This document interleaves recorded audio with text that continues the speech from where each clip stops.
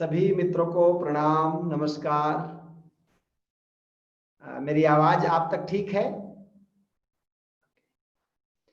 तो ओशो धारा के साप्ताहिक ध्यान और सत्संग कार्यक्रम में आप सभी मित्रों का बहुत बहुत बहुत स्वागत है।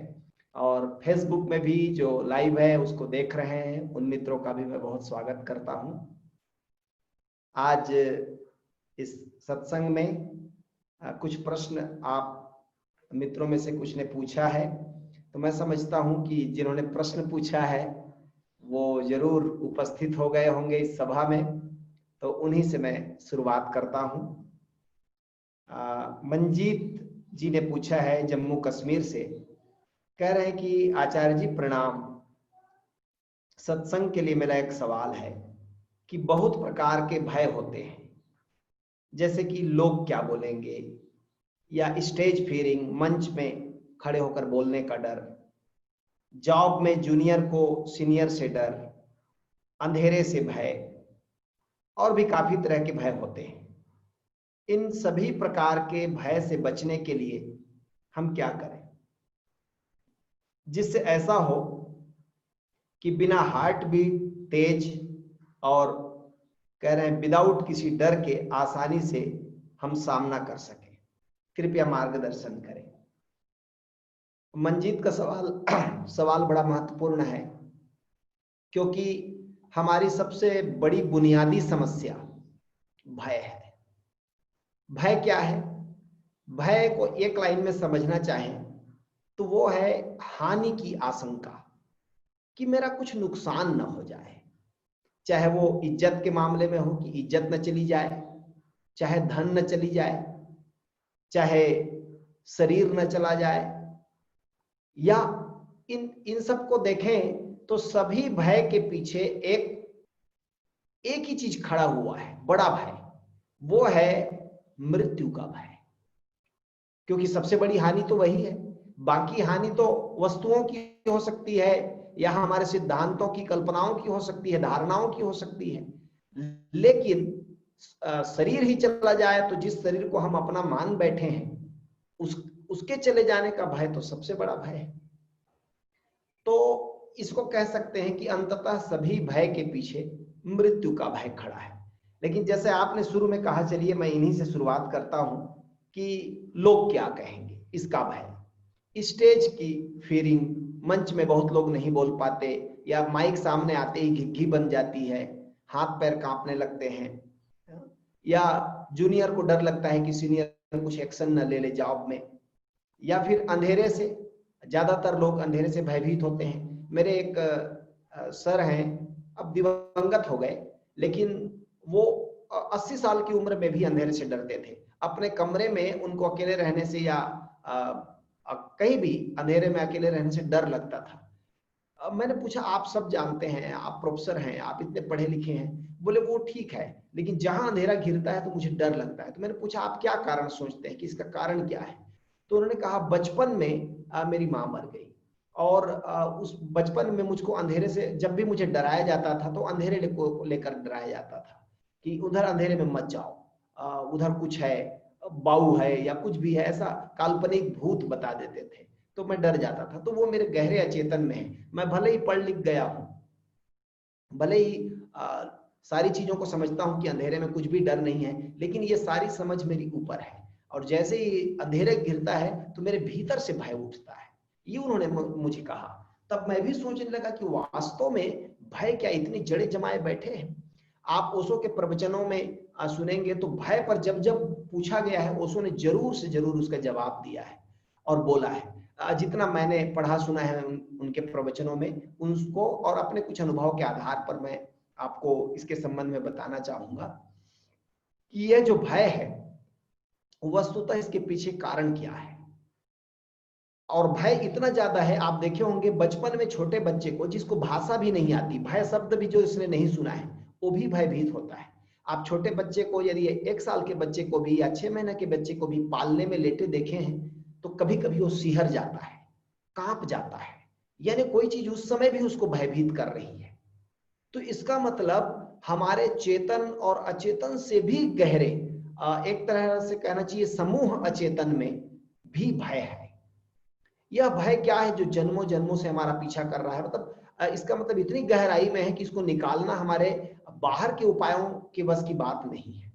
तो ओशो की दृष्टि को समझें इस पर, यह बड़ा मूल्यवान है कि वस्तुतः भय का मुख्य कारण है अपने स्वरूप को न जानना, स्वयं से अनजान होना।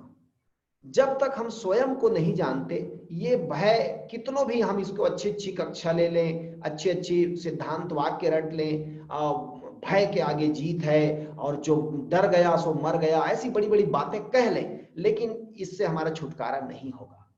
छुटकारा होने का एक ही उपाय है कि कैसे हम अपने को जाने। जब मैं कहता हूं अपने को जाने, तो इसका मतलब क्या होता है? इसका मतलब ये होता है कि जैसे ही आप अपने भीतर चलेंगे तो पहला साक्षात्कार ही आपको अंधेरे से होगा, पहला ही। इसीलिए अधिकांश लोग ध्यान से डरते हैं, अधिकांश लोग साधना से डरते हैं। उसकी वजह यह नहीं है कि साधना बहुत कठिन है, ध्यान बहुत कठिन है, ना ना, साधना और ध्यान तो इतना सरल है कि भीतर चलना है, अपने भीतर जाना है। लेकिन वो जो उनके अवचेतन की गहराई में ये छुपा हुआ अंधेरे के प्रति भय है, क्योंकि मनुष्य जाति समझ लीजिए 1 आध लाख साल पहले पैदा हुई, धरती में अभी नया नया प्रजाति है, लाखों करोड़ों साल अरबों साल की धरती है, उसमें नई नई प्रजाति है मनुष्य की। तो मनुष्य का अधिकांश युग आज से 200-300 साल पहले हम देखें इस बात को, तो 200 साल पहले ही या और भी कम, एडिसन ने जब तक बिजली का आविष्कार नहीं किया था, तब तक अंधकार को हटाने का एक ही उपाय था, अग्नि, आग। और आप और भी पहले सोचे, जब पहली दफा आग से परिचित नहीं हुआ रहा होगा आदमी, तो अंधेरे में उसको जंगली जानवर खींच लें, कि जंगल में और कोई सांप डस ले, कि बिच्छू काट ले, यानी अंधेरा का मतलब पर्यायवाची शब्द था मौत। अभी तक जिधर मैं रहता हूं, इधर आदिवासी अंचल है, और अभी भी इधर कई गांवों में जो इंटीरियर के गांव हैं, वहां बिजली नहीं पहुंची है। तो वहां आप देखेंगे कि बिजली नहीं है तो विकास के सारे काम ठप हैं, और अभी भी वहां मृत्यु आम बात है। कभी सांप डसने से कोई मर गया, कभी कोई जंगली चीज ने डस लिया या काट लिया, कोई कीड़ा काट लिया जहरीला, या अंधेरे में सुबह सुबह निकले थे टॉयलेट के लिए और हाथी ने देख लिया, हाथी रौंद दिया, पटक दिया। तो अभी भी इनके लिए अंधेरा मतलब मौत। ऐसे ही हजारों साल से जब बिजली नहीं थी, ये तो अभी अभी आई है बिजली। हम जब छोटे बच्चे थे, मेरी उम्र के जितने लोग होंगे वो तो जानते होंगे कि कई उनके इंटीरियर गांव में तब भी बिजली नहीं थी। हमसे बड़े उम्र के जो लोग यहाँ उपस्थित हैं वो तो जानते हैं, उनके बचपन में बिल्कुल कंडिल में और लालटेन और ये दिया बत्ती में पढ़ते रहे लोग। तो अंधेरा एक बड़ा भय का हमारा स्रोत था, यानी अंधेरे से हम डर जाते थे। तो और बचपन में भी लोग हमको डराते हैं। आप देखना, छोटे बच्चों को टेकल करने के लिए माता पिता अक्सर भय का सहारा लेते हैं, उधर मत जाओ भूत है। अब बच्चा भूत से परिचित नहीं है, अभी उसको भूत से क्या लेना देना, वो जानता भी नहीं है भाषा, लेकिन वो अंधेरे से डर जाता है। और आपको लगता है कि तात्कालिक एक छुट्टी पा गए बच्चे से, कि आपने उसको उधर जाने से रोक लिया, कि उधर जाता तो नुकसान हो जाता। लेकिन आपको ये पता नहीं है, 7 साल की उम्र तक बच्चे का चेतन और अचेतन एक होता है, वो डिवाइड नहीं होता। यानी जो आपने कहा उसमें 100% भरोसा करता है बच्चा। इसलिए तो बच्चों की आंखों में एक भोलापन होता है, क्योंकि आप कुछ भी कहें वो भरोसा कर लेता है।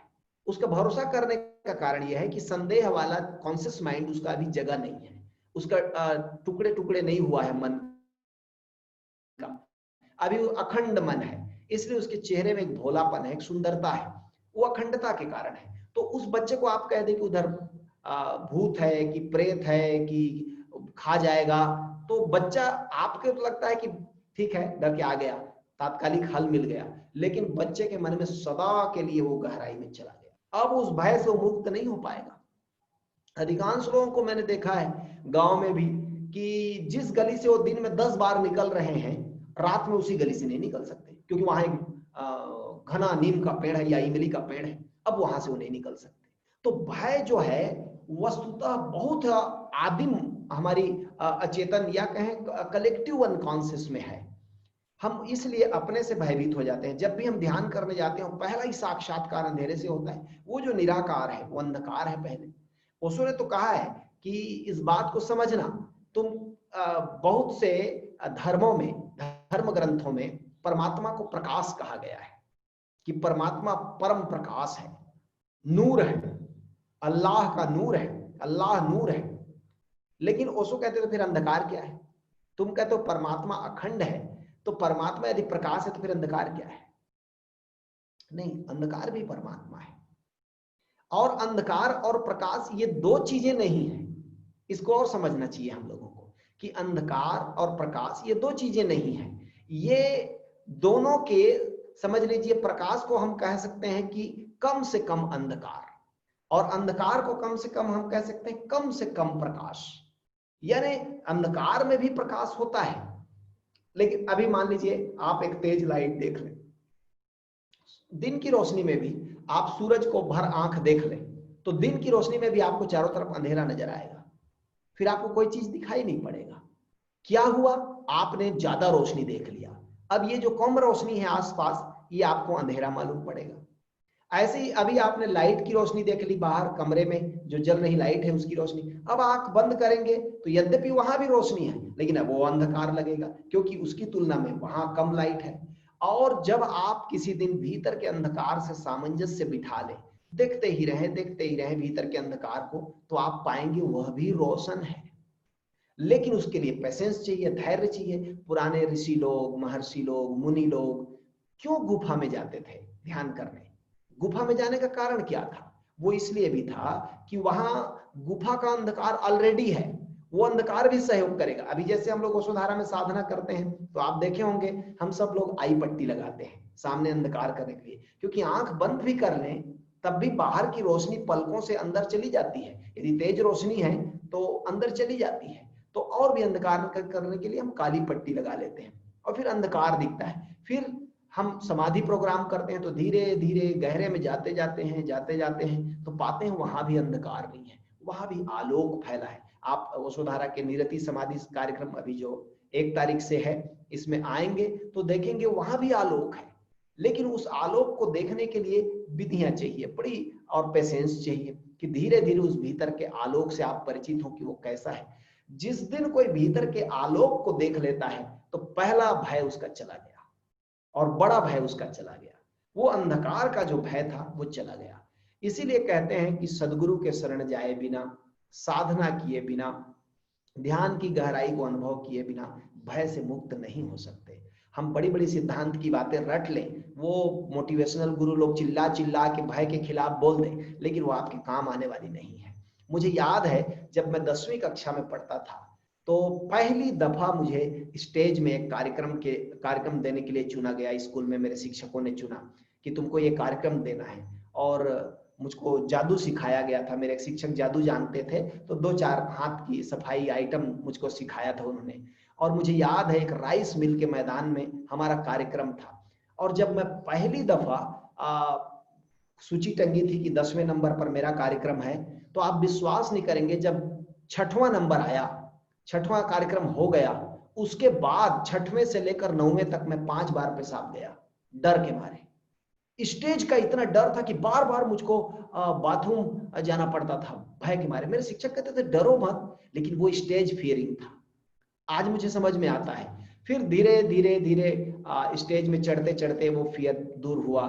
फिर मेरे एक गुरुदेव रहे, उन्होंने इतना मुझको स्टेज में चढ़ाया कि आप कल्पना भी नहीं कर सकते।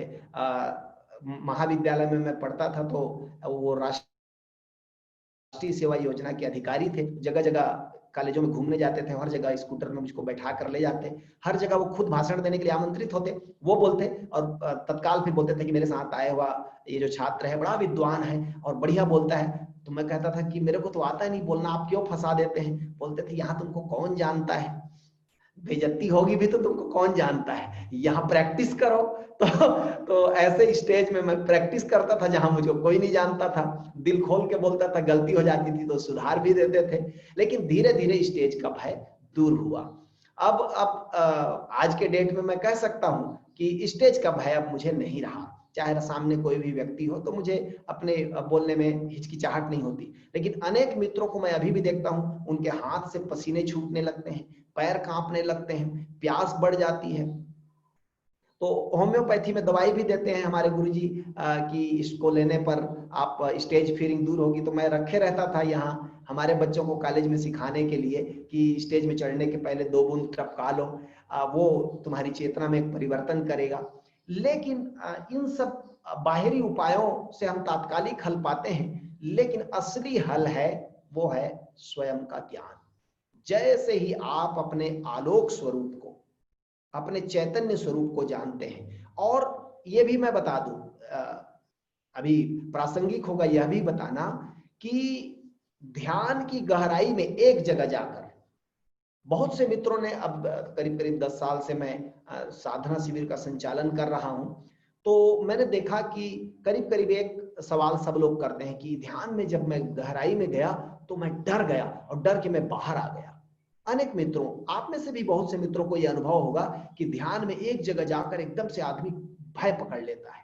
वह भय भी मृत्यु का भय है, क्योंकि शरीर, देखिए अभी एक मजेदार बात है कि आप कुछ भी कर लें, आज ही एक प्रयोग करिएगा, आप लेट जाइए और अपने मौत की कल्पना करिए कि मैं मर गया हूं, मैं मर रहा हूं और मैं मर गया हूं, ऐसी कल्पना करिए। आप नहीं कर पाएंगे, बहुत मुश्किल है।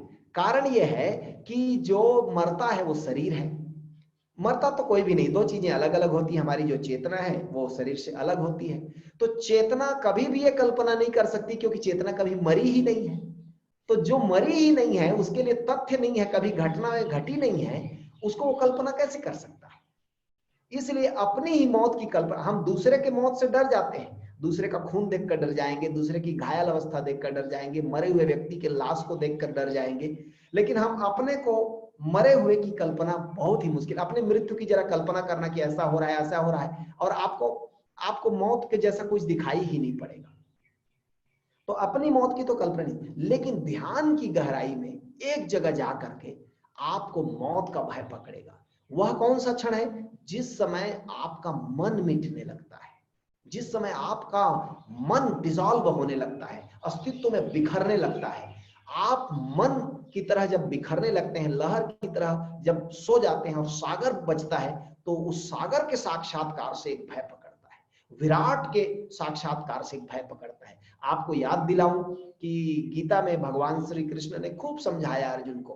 पहले अध्याय का नाम विषाद योग है, कि अर्जुन को विषाद है, उदासी है, सामने रिश्ते नातेदार खड़े हैं, उनसे लड़ना है, इस बात को लेकर उदास है। फिर दूसरा योग सांख्य योग है।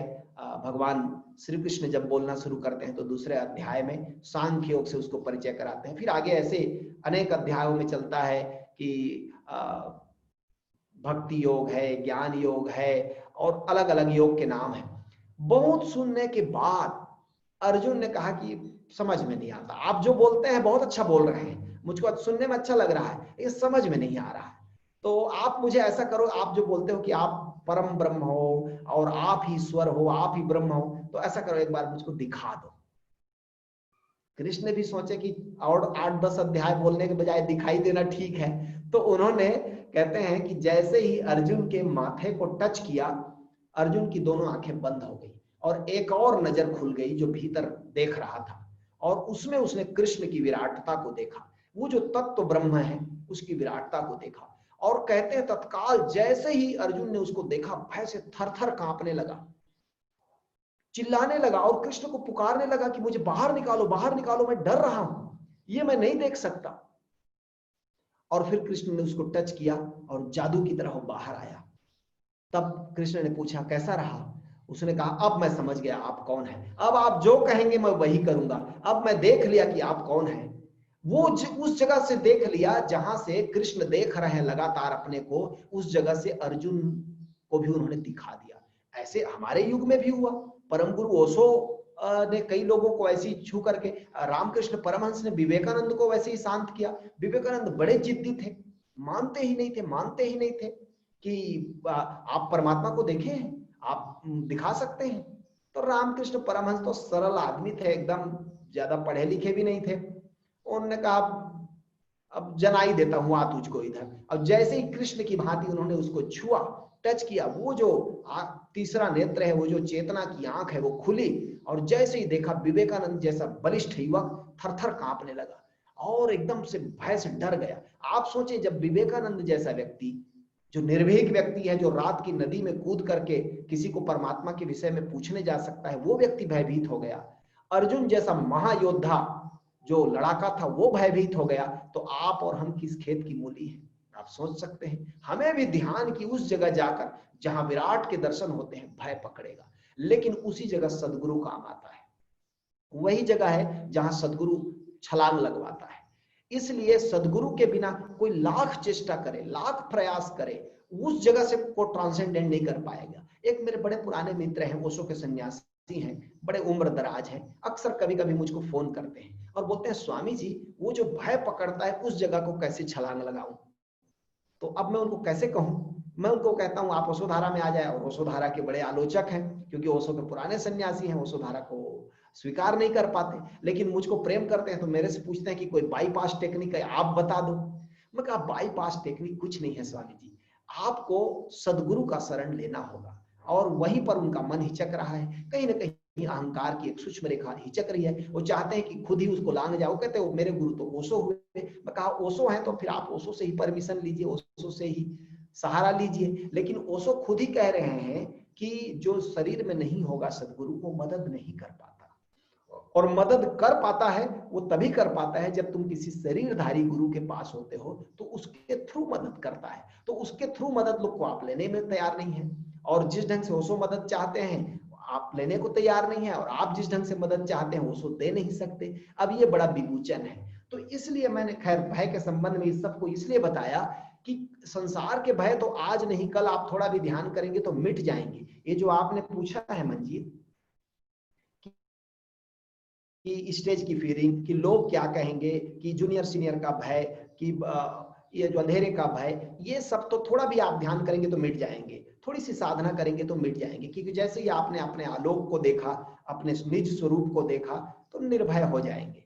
लेकिन असली भय अभी एक जगह और पकड़ेगा, उसकी तरफ भी मैं इशारा कर दिए रहता हूं। वह भय ध्यान की गहराइयों में आएगा, मिटने, अहंकार के मिटने का, मन के मिटने का भय। उस जगह को भी छलांग लगाना है, सरलता से वहां भी डिजॉल्व हो जाना है। इसलिए तो ओशो बार बार ध्यान की परिभाषा करते हुए क्या बोलते हैं? ध्यान क्या है, समाधि क्या है, अध्यात्म क्या है? क्रमशः ग्रेजुअली मिटने की कला है। कैसे आप अहंकार शून्य होते चले, कैसे आप निरअहंकारिता को उपलब्ध होते चले। फिर अब प्रतिष्ठा के लिए मत दौड़े, फिर प्रशंसा के लिए मत दौड़े, फिर अब संसार की चीजों को बचाने के लिए मत दौड़े। यहाँ सब चीज खो जाने वाला है, अंततः तो तुम भी खो जाने वाले हो। क्या उसके लिए तैयार नहीं हो? तो जो स्वयं को खोने के लिए तैयार नहीं है, वो वस्तुओं को कैसे खोएगा, शरीर को कैसे खोएगा? इसलिए इन सब भय के पीछे आत्म अज्ञान ही बड़ा कारण है। तो मैं तो लोगों से निवेदन करता हूं, इसलिए हमारे ओशोधारा में गुरुजी ने बड़ा वैज्ञानिक उपाय बताया। उन्होंने कहा कि तुम्हें एक ध्यान हम सिखा दें और हम सोचे तुम घर में करते रहोगे और भय से मुक्त हो जाओगे या गहराई में चले जाओगे, ये संभव नहीं है। पग पग पर गुरु का सहारा चाहिए। ये जो हमारे जैसा साधारण व्यक्ति है, इसको बहुत सारी भीतर की बाधाएं हैं। हर बाधा के लिए गुरु का मुंह देखना पड़ेगा, हर बाधा के लिए गुरु का सहारा लेना पड़ेगा। वह तभी संभव होता है जब गुरु अनेक कार्यक्रमों की रचना के माध्यम से हमको अपने संग साथ रखे रहते हैं। इसलिए ओशोधारा में 55 प्रोग्राम एक की डिजाइन की है गुरुदेव ने। 55 प्रोग्राम है। ये प्रोग्राम बहाने हैं, अंततः तो सदगुरु ही उपाय है, सदगुरु ही विधि है। उनके पास जाने से धीरे धीरे कार्यक्रम से गुजरते हुए, आचार्यों के संग साथ रहते हुए धीरे धीरे आप उस दशा में जाते हो जहां मिटने के लिए आपका मन राजी हो जाता है। ये मन के बड़ी गहरी से गहरी समझ की दशा है। इसलिए शास्त्रों में मन को ही मित्र और मन को ही शत्रु कहा गया है, क्योंकि मन शत्रु है यदि वो मिटने से इनकार कर दे, और मन मित्र है जब वो मिटने को राजी हो जाए। इसको खास ख्याल रखना सब लोग जो ध्यान से जुड़े हैं, कि अंततः ध्यान में सब कुछ मिटेगा। वस्तु तो मिटेंगे ही, संसार की चीजें तो छूटेंगी ही छूटेंगी, शरीर भी छूटेगा, और अंततः गहरे में जो अहंकार का पकड़ है, मन का पकड़ है, वह भी डिसॉल्व होगा। इसलिए कबीर साहब कहते हैं योद्धा होना पड़ेगा, सूरवीर होना पड़ेगा। ऐसा सूरवीर जो अपने को मिटाने को हर हाल में राजी हो जाए। इसलिए तो जैनों के 24वें तीर्थंकर को महावीर कहा गया। उनका नाम तो वर्धमान था, महावीर इसलिए उसने सब भांति अपने को मिटा दिया, कुछ भी शेष न बचा। ऐसा मिटा देने वाला व्यक्ति तो महावीर ही होगा। दूसरे को मिटाने वाले को हम वीर नहीं कहते। दूसरे को मिटाने वाला तो ठीक है, थोड़ा बड़ा अपने से कम ताकत वाले को मिटा देगा। असली महावीर तो भीतर अपने को ही सब भांति अस्तित्व के साथ एक कर देने वाला, मिटा देने वाला व्यक्ति ही। और डर, डर कैसा है? डर ज्यादा नहीं है, थोड़ा सा आपको पता चल जाए, बोध जग जाए तो समाप्त तो हो जाता है। एक बड़ी प्यारी कहानी ओशो कहते थे, मजा लेकर कहते थे कि एक राक्षस ने एक गरीब आदमी का अपहरण कर लिया और उस राक्षस का आहार बहुत ज्यादा था, खाता बहुत ज्यादा था। तो उसने उस अपहरित आदमी को अपने पास रखा दूर जंगल में और उसने भागने की कोशिश की। उसने कहा, सुन, तू मेरे ही पास रहेगा और रोज मेरे लिए खाना बनाएगा, और यदि खाना नहीं बनाया जिस दिन, उस दिन तेरे को ही मैं खा जाऊंगा। तो डर के मारे खाना बनाता। अब राक्षस का खाना आप समझ लो करीब करीब ढाबा जैसा खाना खाता था, एक ढाबा का खाना खाता था। तो रातों दिन, दिन भर उसको 24 घंटे एक ही काम, मसाला कूटो, चावल धो, तो रोटी बनाओ, तो ये बनाओ, तो वो बनाओ, दिन भर। ऐसे 1 साल हो गया, वो सूखने लगा कांटा की तरह। तो उसने एक दिन खाना नहीं बनाया और जंगल से राक्षस आया। तो उसने कहा, अरे खाना कहाँ है? उसने कहा, नहीं बनाया। बोले, तेरे को ही खा जाऊंगा। फिर डर में बनाया, लेकिन देखा कि वो सूख के धीरे धीरे धीरे धीरे कांटा हुआ जा रहा है। तो फिर अंततः एक दिन सोचा कि तो मैं ऐसे ही इसके खाना बनाते बनाते ही मर जाऊंगा, और इतना दुख पाके मरने का क्या कारण है? अच्छा हो कि मैं ऐसे ही मर जाऊं, ग्रेजुअली धीरे धीरे मरने के बजाय एक ही बार में मर जाना ठीक होगा। तो उसने नहीं बनाया खाना। राक्षस आया, उसने कहा, खाना बनाया कि नहीं रे? उसने कहा, नहीं बनाया। बोला, तेरे को ही खा जाऊंगा। बोला, खा ले, आखिर मरना ही है तो खा जा मेरे को। राक्षस ने कहा, जा, तेरे को छोड़ दिया। जिसको मौत का डर नहीं है, अब उसको और क्या डराने का उपाय? तो छोड़ दिया। तो ऐसे ही जब तक हम मौत से डर रहे ना, तभी तक सारे भय हमको जकड़े रहेंगे। आप जिस दिन मौत को भी कहते हो, आ जा, देख ले, 2-2 हाथ तुमसे भी कर ले, उस दिन सब डर खत्म। ये साधना में ही संभव है। जब जिस दिन आप साधना की गहराई में जाएंगे और मरने को भी राजी हो जाएंगे कि ठीक, समाधि क्या है? मृत्यु है। इसलिए तो समाधि को हम 2 जगह उपयोग करते हैं। जब कोई आदमी मर जाता है और उसको शमशान घाट ले जा करके दफनाते हैं, तब भी उसको समाधि कहते हैं। और हम जो रोज आंख बंद करके ओंकार को सुनते हुए अपने भीतर जाते हैं, उसको भी समाधि कहते हैं। क्यों? क्योंकि यह भी 1 घंटे की मौत है। आप 1 घंटा के लिए मर गए, उस समय ना शरीर का पता है, ना दुनिया का पता है, ना क्या नाम है आपका, कौन गांव है आपका, कौन माता पिता है, किस जाति के हैं, सब भूल गए गहरे समाधि में। और तो और स्त्री है कि पुरुष है, ये भी भूल गए। उस गहरी समाधि की दशा में कोई चीज याद नहीं रहता, तब आप शुद्ध चैतन्य के रूप में रहते हो। यही मृत्यु के बाद शेष बचने वाला चीज है। तो जो व्यक्ति मृत्यु को भी गले लगाने को तैयार हो जाएगा, वह धीरे धीरे भय से मुक्त हो जाएगा।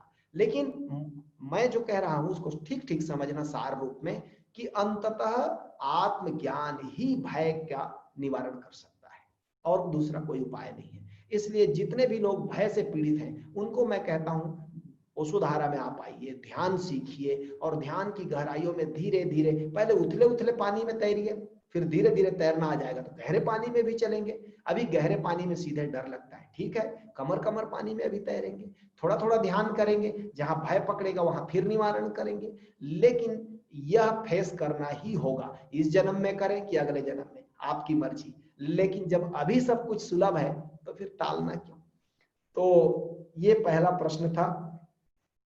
एक प्रश्न लेने के पहले, प्रश्न छोटे छोटे और भी हैं, लेकिन आज हमारे साथ बहुत बढ़िया एक गायिका जुड़ी हुई है, हिना को आप देख पा रहे हैं तेजस्वी, तो हिना को अनम्यूट करिए और स्पॉटलाइट दीजिए।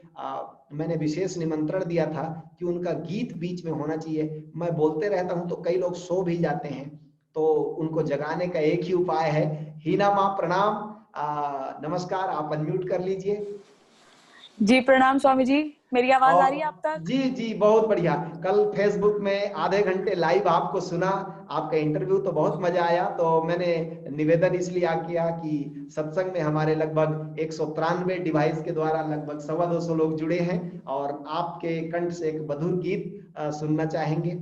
बड़े बाबा जी खुद ही पसंद करते हैं आपको, बार बार आपके गीत सुनते हैं, तो मैं बहुत स्वागत करता हूँ। जी, थैंक यू स्वामी जी। ये जो गीत अभी मैं आपको सुनाने जा रही हूँ, ये बड़े बाबा के बर्थडे पे ही अभी रिलीज करेंगे। स्वामी कुलदीप जी का लिखा हुआ है। वाह, और रिलीज से पहले हम लोग सुन रहे हैं। जी, तो मैं पूरा नहीं सुनाऊंगी आप लोग को, एक ओके, स्थाई और एक अंतरा सुनाऊंगी ताकि भूख और बढ़ती रहे, तो उस दिन आप पूरा सुनो। ठीक है ठीक है। जी। ओम श्री गुरुवे नमः, ओम श्री गुरुवे नमः, ओम श्री गुरुवे नमः, ओम श्री गुरुवे नमः, ओम श्री गुरुवे नमः भाई संतो, ओम श्री गुरुवे नमः, ओम श्री गुरुवे नमः भाई संतो, ओम श्री गुरुवे नमः। तन ना ये मैला रहा, मन ना ये मैला रहा, हो तन ना ये मैला रहा, मन ना ये मैला, जब दिया गोविंद ने दीदार, हो संतो दिया गोविंद ने दीदार। ओम श्री गुरुवे नमः भाई संतो, ओम श्री गुरुवे नमः। गुरुदेव चरणों में देखो प्रीत ये लागी ऐसी, प्रीत ये लागी ऐसी, प्रीत ये लागी ऐसी। दूर हुआ अहंकार ये दुनिया, लगे स्वर्ग के जैसी, लगे स्वर्ग के जैसी, लगे स्वर्ग के जैसी। दुख का नहीं और सुख का नहीं, नहीं हो, दुख का नहीं और सुख का नहीं, नहीं रहा ये मोह का भार, हो संतो रहा न मोह का भार। ओम श्री गुरुवे नमः भाई संतो, ओम श्री गुरुवे नमः, ओम श्री गुरुवे नमः भाई संतो, ओम श्री गुरुवे नमः। Thank you. ओ, बहुत बहुत धन्यवाद, थैंक यू। ये बढ़िया है कि मैंने जो प्रश्न के इतने आधा घंटा समझा के जिस चीज को कहा, 1 मिनट में हिना माँ ने कह दिया कि ओम श्री गुरुवे नमः। भाई संतो, तभी भय जाएगा, मोह जाएगा। ओम श्री गुरुवे नमः, श्री गुरु के चरण में चले तभी। एक प्रश्न और भी छोटा सा, 1-2 प्रश्न और ले लेता हूं। यद्यपि पुलकित मुझे आजकल बहुत तंग करता है, उसका प्रश्न करीब करीब 2-3 पेज का होता है, तो उसको मैं समेट लूंगा। प्रश्न उसके नहीं पढ़ रहा हूं, पर उससे मिलता जुलता प्रश्न कंचन ने पूछा है भिलाई से, उसको ले लेता हूं। कह रही है स्वामी जी कि मैं लोक सेवा आयोग परीक्षा की तैयारी कर रही हूँ डिप्टी कलेक्टर के लिए, उसकी स्टूडेंट हूँ। प्रिपरेशन का टाइम रेगुलर मेंटेन नहीं हो पाता और जैसे पढ़ाई में कंसंट्रेशन होना चाहिए वो भी नहीं हो पा रहा और पढ़ा हुआ याद भी नहीं रहता, क्या करें। और पुलकित ने भी इसी तरह का प्रश्न पूछा है कि बिजनेस खड़ा करने के लिए बहुत मेहनत किया, पहले तो गुरुजी के शरण में आया तो मजा आया, फिर मैंने सोचा पैसा कमाना होगा तो खूब पैसा भी कमाया और कमा रहा हूं, लेकिन बिजनेस के चक्कर में अब ध्यान धारणा नदारत हो रही है, खत्म हो रही है, तो संतुलन कैसे बिठाएं। कुल मिला के सारे प्रश्नों का सार ये है, और भी 1-2 प्रश्न आए हैं, उन सब प्रश्नों का सार ये है कि संसार में कैसे सफल हो और उधर भी कैसे सफल हो, अध्यात्म में भी कैसे सफल हो। देखिए, एक चीज मजेदार है, संसार में सफल होने के लिए आपको जगह जगह स्वर्णिम सूत्र मिल जाएंगे, गोल्डन सूत्र बताने वाले मिल जाएंगे कि ऐसा करो, संकल्प लो, कि प्रण लो कि तुम कर के सकते हो, कि तुम ये बार बार दोहराओ, कि हिप्नोसिस करो, वो ठीक है। एक चीज मैं जरूर कहना चाहूंगा कि सफलता के लिए मेहनत से भी ज्यादा मूल्यवान भीतर की शांति है। जो व्यक्ति भीतर से शांत नहीं है ना, वो सफलता मिल जाए तो भी बर्डन है उसके लिए और न मिले तो भी बर्डन है उसके लिए। मिल जाएगा तो उसको एंजॉय नहीं कर पाएगा वो, क्योंकि तनाव में जीने की आदत है। असफलता और तनाव लाएगी और समस्याएं लाएगी। और यदि सफलता न मिले तो एक डिप्रेशन पकड़ेगा कि मैं तो कुछ भी नहीं। इन दोनों के लिए मैं कंचन को और पुलकित दोनों को एक साथ जवाब दे रहा हूं कि एक काम पहले करो। देखो हम क्या सोचते हैं, कोई इस प्रश्न को मैं ऐसे भी बना सकता हूं कि स्वामी जी मैं एक पेड़ लगाया हूं और पेड़ के पत्ते पत्ते सूख रहे हैं, मैं पेड़ के पत्ते पत्ते को हरा कैसे करूं? तो मैं यदि जवाब दूंगा कि नहीं नहीं, पत्तों को प्यार करो, कि पत्तों को सहलाओ, कि पत्तों को दुलार करो, कि पत्तों को ना डॉक्टर को दिखाओ, ये सब फिजूल बात है। जड़ में पानी को दो, जड़ में पानी जाएगा, पत्तों तक अपने आप आएगा और पत्ता हरा हो जाएगा। इसी को बार बार घुमाकर हम हर शब्द में कहते हैं कि ध्यान को सीखो, अपने भीतर से परिचित हो, अपनी ही शक्तियों को पहचानो और सब पत्ते हरे हो जाएंगे। तुम संसार में भी सफल हो जाओगे, तुम भीतर के जगत में भी सफल हो जाओगे, तुम शांत भी रहोगे, तुम सफलता का आनंद भी ले पाओगे। यह तभी संभव है जब तुम अपने से जरा परिचय बनाना शुरू करो। इसके लिए अलग कोई फुल टाइम अध्यात्म होने की जरूरत नहीं है। अध्यात्म के लिए मुझको कोई पूछे तो मैं तो कहता हूं जी 2 घंटा पर्याप्त है। 2 घंटा भी आप खर्च करते हैं 24 घंटे में, इतना गरीब कोई नहीं है कि 2 घंटा खर्च नहीं कर सके। अभी इसने भावना ने पूछा है बिलासपुर से कि साधक की दिनचर्या कैसे होनी चाहिए। अब मान लो मैं दिनचर्या बता दूं और ज्यों के त्यों पालन करना उसको मुश्किल होगा, क्योंकि मुझको जो सुविधा होगी वही दिनचर्या बताऊंगा मैं। मेरे लिए जो सुविधापूर्ण है, एक पुरुष के लिए या 50 साल का उम्र है मेरा, तो 50 साल की उम्र के पुरुष के लिए जो सुविधाजनक है वो मैं बता दूंगा। अब वो लड़की 25-26 साल की है, अब वो लड़की उसको पालन नहीं कर सकती, करेगी तो अपने स्वभाव से हटेगी, दिक्कत होगा, जिद करके कर ले तो अहंकारी हो जाएगी, और न करे तो डिप्रेशन में जाएगी कि अच्छा तो मैं साधक भी नहीं हो पाऊंगी, तो स्वामी जी जो कहते हो तो मैं कर ही नहीं पा रही।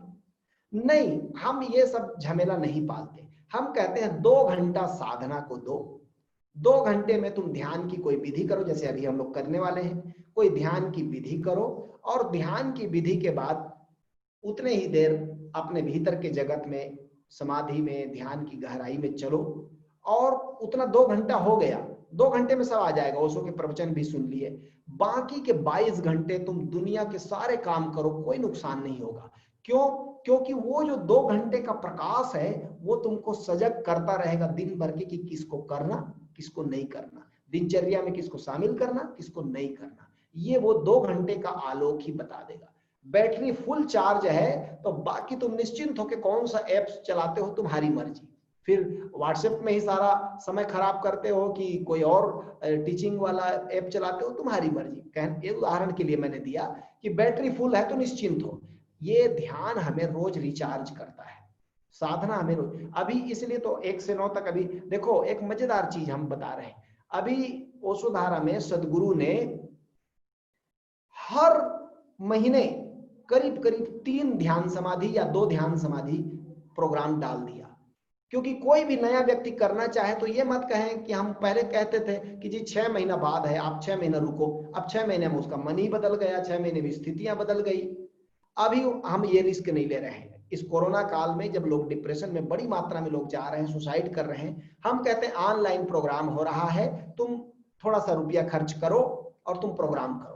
इन्हीं 9 दिनों में मैं कंचन को कहूंगा कि तुम ध्यान समाधि प्रोग्राम 9 दिन का करो और तुम पाओगे तुम्हारे सिर से 25 किलो का वजन हट गया, और तब तुम पढ़ाई में ध्यान भी दे पाओगी, पढ़ा हुआ याद भी रहेगा। अभी कल ही मैं हमारे सदगुरु का सत्संग सुन रहा था, आप सब लोग भी सुन रहे होंगे, तो हमने देखा कि वो लगभग 78 या 79 ईयर के हैं, और उनको इतनी कविताएं याद हैं, इतनी पढ़ी हुई चीजें, जो बचपन में पढ़ी हुई चीजें वो सब याद हैं। वो धुआंधार कविता बोल रहे थे, धुआंधार कोटेशन बोल रहे थे जो उन्होंने पढ़ी होगी। कैसी उनकी स्मृति इतनी तेज है इस उम्र में? साथ वही जो समाधि है, ध्यान है, वो हमारे भीतर की सारी शक्तियों को जगा देता है। मनुष्य के पास अप्रतिम शक्ति है, आप सोच नहीं सकते आपके कितने कितने डायमेंशन अभी सोए पड़े हैं। ध्यान सारी सोई हुई शक्तियों को जगाने का उपाय है। इसलिए योग की भाषा में कहते हैं तो कुंडलिनी जागरण कहते हैं ध्यान को ही। कुंडलिनी जागरण, कुंडलिनी जागरण का मतलब क्या हुआ, भीतर कोई शक्ति सोई पड़ी है उसको जगा देना। जैसे ही वो शक्ति जगेगी बहुत से केंद्रों को जगाएगी, बहुत से केंद्रों में जहां सुप्त पावर है उनको फंक्शन में ले आएगी, और तब आप पाएंगे कि एक आदमी अद्वितीय हो जाता है, चुंबकीय हो जाता है। कल मैं बात कर रहा था एक हमारे सन्यासी माँ से कि देखिए तो गुरु जी को मैनेजमेंट भी उतना आता है, गुरु जी को अध्यात्म भी उतना आता है, गुरु जी को साहित्य का भी उतना ज्ञान है, गुरु जी को टेक्नोलॉजी का भी उतना ज्ञान है, गुरु जी को साइंस का भी उतना ही ज्ञान है, मल्टी डायमेंशनल में उनको सब चीज पता है। ये एक आदमी में इतने डायमेंशन कैसे संभव है? संभव इसलिए है कि उन्होंने जड़ में पानी देना शुरू कर दिया था शुरू से ही। वो जड़ है अपनी आत्मा को जानना, अपने स्वरूप को पहचानना। वहां जो शांति को आप छू कर आओगे, सारी प्रतिभा का, सारे ज्ञान का स्रोत आत्मा है। वो जो निराकार भीतर अंतराकाश है, सारी प्रतिभा का स्रोत वही है। इसलिए जैसे ही व्यक्ति ध्यान करने लगेगा, उस अंतराकाश में डूबने लगेगा, आप उसमें पाएंगे नई नई प्रतिभा उदय होती है, वो चुंबकीय हो जाता है। तो मैं सारे प्रश्नों के उत्तर में एक ही चीज कहूंगा, ये मत पूछो कि हम परीक्षा में कैसे पास हों, कि पढ़ा हुआ कैसे याद रहे, कि हमारी दिनचर्या कैसी अच्छी हो। मैं एक ही चीज कहता हूं, 2 घंटा सदगुरु से पहले तो 9 दिन का ध्यान समाधि कर लो। अभी 1 से 9 सितंबर तक है, फिर उसके बाद 11 से 19 सितंबर तक है, फिर 21 से 29 सितंबर तक है। सितंबर में ही 3 प्रोग्राम है। तो आप पहले 9 दिन एक उसको सीख लो ठीक से टेक्निक, और उसके बाद प्रैक्टिस करो उसकी, और आप पाएंगे थोड़े ही दिनों में आपकी सारी भीतर की समस्या कपूर की तरह उड़ गई। धीरे धीरे आप समस्याओं से मुक्त होने लगे। और फिर तो एक समय ऐसे आएगा, मुझे याद है मैं ओशो धारा से जुड़ने के पहले मेरे पास भी 1100 प्रश्न रहते थे। अब आज देखिए या क्या परिवर्तन आया इन 15-16 वर्षों में, कि अब मैं आपके प्रश्नों का उत्तर दे रहा हूं, आपके समस्या को सुलझाने का प्रयास कर रहा हूं। फिर आप अपनी ही समस्या नहीं सुलझा लेते, फिर आप दूसरे की भी समस्या सुलझाने लगते हैं। सोचिए उस व्यक्ति का जीवन कैसा होगा जिसने अपनी सारी समस्याएं खत्म कर ली, अब वो दूसरे की समस्या को हल करने में मदद कर रहा है। यह कैसे संभव है? यह एक ही चीज से संभव है, जो मैंने कहा, ध्यान से, समाधि से। इसलिए उसको बाईपास करके कोई शॉर्टकट रास्ता मत खोजिए, वो संभव नहीं है। कोई जादू की छड़ी नहीं है कि मैं किसी विद्यार्थी में घुमा दूं और उसको कहूं कि तू टॉपर हो जा, कि तू एकदम से पास हो जा, या तुम्हारे कहूं कि तुम्हारी दिनचर्या एकदम सॉलिड हो जाएगी, बस मेरा आशीर्वाद ले लो, या फिर ये कहूं कि पुलकित ठीक है अब बिजनेस में तुम्हें एकदम परम शांति भी मिलेगी और पैसा भी बरसता रहेगा, बस मेरा आशीर्वाद चाहिए। ये सब फिजूल की बातें हैं। असली मुद्दा है उस 2 घंटे को संभालो, उसको किसी भी हालत में डिनाई मत करो, उपेक्षा मत करो, चाहे कुछ भी हो जाए, साधना में डूबो, और आप पाएंगे वो जड़ है। वहां जब पानी पड़ने लगा तो वृक्ष अपने आप हरा हुआ, फिर वृक्ष में फल भी आएंगे, फूल भी आएंगे, सुगंध भी उठेगी, और वृक्ष हजारों लोगों को छांव भी देगा। तो सत्संग को मैं बहुत लंबा नहीं करता, क्योंकि बहुत से मित्र मेरे ध्यान के प्यास लिए हुए आए रहते हैं। तो आइए आज हम लोग संजीवनी ध्यान करेंगे।